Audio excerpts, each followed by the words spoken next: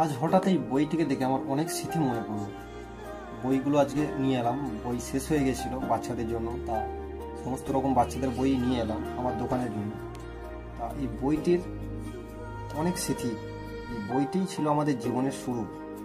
এই বইটাই আমাদের ভাষা শিখিয়েছে, কার সঙ্গে কিভাবে কথা বলবো, এরকম মানুষের সঙ্গে ব্যবহার করব, কিভাবে চলবো, কিভাবে বড় হব, সেটা শিখিয়েছে।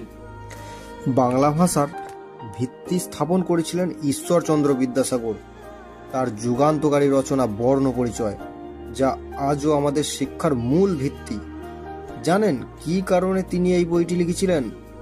আসলে তিনি চেয়েছিলেন সমাজের সর্বস্তরের লোক সহজভাবে বাংলা শিখতে পারে। নারী শিক্ষার প্রসারেও তার অপরিসীম অবদান রয়েছে। তাহলে আজ আমরা কি শিখলাম? দৃঢ় সংকল্প থাকলে যে